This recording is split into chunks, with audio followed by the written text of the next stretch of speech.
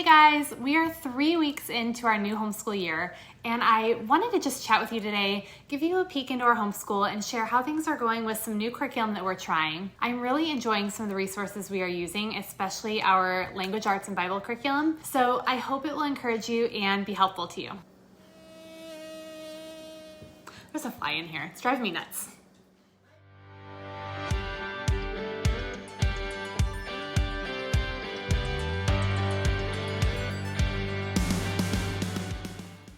So in case you don't know me, I'm Sara and I blog at blessedhomeschool.com and also love sharing product reviews and homeschool tips on this YouTube channel. Please subscribe so you don't miss out on future content. Well, I posted a video about 2 weeks ago sharing about the first week of our new school year.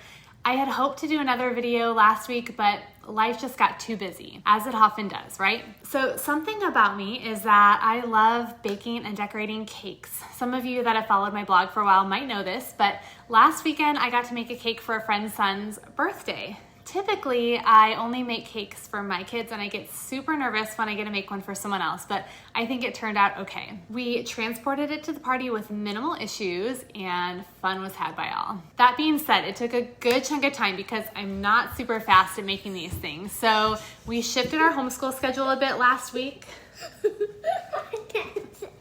What's up? Your videos are awesome. Oh, well, thank you. You want to say hi? Hi. Okay. Can you see right. my shirt? Oh, let's see your shirt. Bye. Bye. Okay. Bye, guys. Thumbs up. Alright, so I also had a few sponsor projects I've been working on and trying to get the rest of our curriculum prepped, and all of this has been keeping me pretty busy. Anyway, something that has been on my heart is to just try to put together a few of these weekly recap, wrap-up videos to just chat with you, share how our homeschooling is going, how our curriculum is going, and sometimes maybe even how life is going. It's not going to be in the sense of you should be doing what I'm doing or I have my entire act together, because let's be clear on the fact that I don't. No one does. But I think back to when I was starting to homeschool and I was so overwhelmed with the idea that it was some huge undertaking, and I struggled to know that I could do it, that I could be enough for my kids.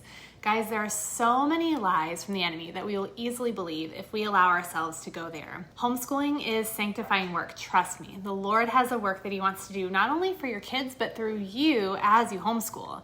And I just want to encourage you that you can do this. And my hope is, if you watch these videos, you'll get a feel for what some homeschool curriculum is like. You'll see that it doesn't have to be too hard or even perfect, and that you'll maybe find some new ideas or things that you want to try. I think it can be just so valuable to just chat with other homeschool moms and listen to what they're doing. Even if it's not your particular style of homeschooling or they're using a different curriculum than you, everyone has something unique to share. I was just talking with a friend today who's doing something really cool with her history and science studies this year, and I loved hearing about something that was completely different from what we're doing and what we have done. I'd never even really thought about doing it that way before. It's a great way to get new ideas, learn new things and ways of doing something, and just to see how the Lord gifts people in different ways to homeschool their kids.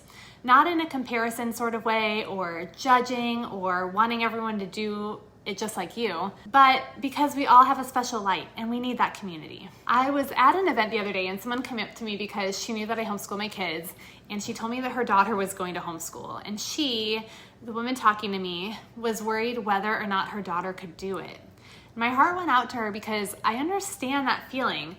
I doubted a lot whether or not I could do it. And the thing is, although I think this is changing a lot, there are still many people who don't understand what homeschooling is or how it works or how in the world kids can learn anything if they aren't in a classroom with 30 other kids their age. So I did my best to encourage this woman in the short time that we had. And if you are in this boat, I want to encourage you that you can do this, okay? Take it day by day in the beginning, one small decision after another. The years are going to fly by. Trust me, we're now going into our 7th year. I don't know where the time went. You are going to be blessed learning alongside your kids and spending all those hours together that you would not have had otherwise. God knew what He was doing when He gave you your kids, and if He has called you to homeschool, He will equip you. I didn't believe that at first. My faith was weak, but God is faithful. So pray for that faith, lean on Him, and be encouraged that you are enough for your kids. Okay, so let's talk about what we've been up to in our homeschool. These past 2 weeks, the biggest changes were adding back our math curriculum and language arts to our schedule. We're using CTC Math this year, so each week I assign new tasks for my kids to work through. Now, about a week ago, I sat in on a meeting about homeschooling high school in our state, so it made me think a bit more about the path that I would ideally want my kids on for math and what that will need to look like as my son moves into 6th grade. So I was intentional this week and set some loose goals for our math this year. With CTC Math, you can either assign lessons to your kids or you can allow them to simply log in and complete lessons in order. And depending on how loose you are with your schedule, this might look like just letting them do however much they want to that day, or you might set a time limit on them, or tell them they have to complete a certain number of lessons, whatever. I assign lessons to my kids because I think it helps them in knowing exactly what I want them to do, and it helps me make sure that we are making progress in a timely manner. So let me show you my super fancy tracking sheet that I use for my son. Okay, so it's all online, but I like to write it on a piece of paper. This is just something that I do. You certainly don't have to do it. There are so many reporting features in the program, but I personally like to write things on paper because it's easier for me to keep track of and reference. So my son has been working through the 5th grade math curriculum at CTC Math, and this is what he was doing in our previous curriculum before we switched. What I did is I just made a sheet and I tracked each topic that is available or that's offered in the 5th grade curriculum. And then I check mark if I've assigned it to him. I check if he's taken it, what score he got. I have it set at a certain score to be able to pass a lesson, so I mark the score down. And then if there are lessons that I want him to review, so with CTC Math, it breaks down each topic into smaller lessons so you can really see how your kids are doing on each part. So if there are lessons that I want him to review, I will write those down and then I'll assign them kind of one by one. And then once he has passed those, I will check mark those off and write the passing score. If there's something that he didn't score well in, I will circle it, and then I'll go back and create extra questions or review for those later. Now, you don't have to do this, and they actually have tracking sheets in CTC Math that you can print and download. However, they are pretty ink heavy. They've got a lot of black around the edges, so I don't particularly like them, which is why I just like to write it down here. And as I mentioned before, you can just look at all this in the reporting feature, but I like to write it down and have something to reference. That's just me. So we've got just a little bit left through the 5th grade track to finish. And so probably about, 2 months or so it might take us. Once we get into 6th grade, this is my super fancy goal, my goal sheet right here. I just wrote down, our goal is to make it by the end of this year through his 6th grade curriculum and maybe about midway through the 7th grade curriculum. So with CTC Math, you have access to all the grade levels for all of your kids. So that was my super fancy goal that I wrote down. And once we get into the 6th grade track, I'm gonna be more specific about inputting into Homeschool Planet exactly what lessons I want him to do each week. So it can help me see if we're gonna hit those goals or what else we might need to modify as we move through it. If you're interested in learning more about CTC Math, I recently shared another video giving you an inside look at an actual lesson and more about how the curriculum works, so definitely go check that out. Okay, the other big thing we began this week was our language arts curriculum. This year we are using Learning Language Arts Through Literature from Common Sense Press, and this is completely new to us. Now, we're only 1 week in, but I'm super impressed already. This year we just needed something different for many reasons. And one thing that drew me to this curriculum was, actually 2 things. Number 1, it's a lot more literature-based than what we had done in the past. And number 2, it's integrated, meaning last year we had separate curriculum for English, spelling, reading, and handwriting, and this program incorporates it all. So the authors believe that by reading good literature and working with good writing models, kids can have a great experience with language arts and learn really well. So, for example, this week, my kids worked with a piece of literature each. My son is in the Tan book, and he worked with an excerpt from The Taming of the Shrew. And my daughters are using the Purple book, and they worked with the poem America. And through those pieces, they worked on grammar, vocabulary, spelling, reading, writing, handwriting, and critical thinking. we had a great first week, really. So it's so different for me, and I'm breathing a breath of fresh air over this. It took us maybe 30 minutes most days this week to do our language arts lessons, maybe 45 minutes one of the days, but we really enjoyed it. And I enjoyed doing language arts with my kids again. I am excited and hopeful that this will be a good change for us. And I'm also thinking about doing a review video where I kind of flip through and show you guys what a week's worth of lessons look like using this curriculum. So if this sounds like a new approach for you too, and you're interested in it and you want to see what it looks like, leave a comment below so I know, and I'll see if I can put that together sometime soon. Okay, for Latin curriculum, I wanted to show you guys what we're using this year. I actually have been using the Memoria Press Latin curriculum and teaching it through our homeschool co-op. We've gone through Prima Latina, and then Latina Christiana, and this year has been First Form Latin. This is a super easy curriculum to teach from. There is a short video that goes along with each lesson. So I watch that first and use it to figure out how I'm gonna teach the lesson to the kids.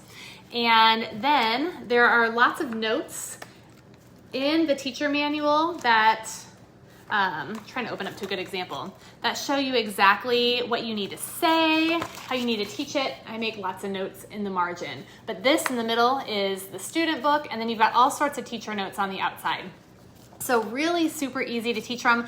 I am not an expert in Latin. I'm learning it along with the kids. So this has been great for me too. I highly recommend it. I do have a blog post that reviews, I think it's Latina Christiana. So you can go check that out on my blog, and I will leave a link in the description in case you're interested in learning more about how this works. But our co-op only meets once a week, so it's challenging to fit the entire curriculum in within a year. So we will be getting through this in about a year and a half. Right now, I'm having my kids work through some review lessons and practice some vocabulary while we're on break from our co-op. But I figured, I would offer to teach it because it's more fun to learn with friends, and you certainly could teach it at home, but if you do have a co-op, just know that it's a great option to do with friends at your co-op. All right, the last two things I want to update you on is our Heritage Studies curriculum and our Bible curriculum. We began using Heritage Studies 5 from BJU Press last school year, and I used this for my son and my twin daughters together. We honestly only made it about halfway through the curriculum because we didn't do it every day, and some units we wanted to spend a bit more time on. At first, I was a little stressed that we were behind, but I had to remind myself there's no behind in homeschooling. So we are simply continuing this curriculum into the next year because we are enjoying it, and we'll be using it alongside My Father's World Exploring Countries and Cultures, where we'll have a bit more geography and less history, so it'll fit in really well. So this week we finished up our World War II chapter, and along with this unit we read one of the BJU Press Journey Forth books, which was recommended, and this week we finished that book too. We loved this so much. The book was this right here. It's Escape to Liechtenstein by Ed Dunlap, and it's actually part of a series. I noticed that there are 2 more books to follow this one. I really like how BJU Press gives book recommendations to go along with their chapters. They're usually historical fiction books that relate to whatever we're studying at the moment. This book was a favorite. We read it a little bit every night after dinner. Usually our routine is everyone gets dessert and listens while I read, and then I just have to eat my dessert alone after I read. But that's the sacrifice of a homeschool mom, right? But seriously, I don't mind. I have a captive audience then. What I love so much about this book was the example that one of the main characters set. During the narrative, you see examples of him praying, seeking the Lord, you see his thought process, and I thought it was really powerful for my kids to hear. In the book, the kids pray for their Jewish friend that they're helping escape from Nazi soldiers, and we really just enjoyed it. So if you have kids that are about 8 to 12 or so and you're studying World War II, this would be a great addition, and I'll leave a link in the description so you can check it out. So now we are beginning a chapter on post-war America, which will involve the civil rights movement, America's struggle against communism, Eisenhower's presidency, the space race, JFK, Martin Luther King Jr.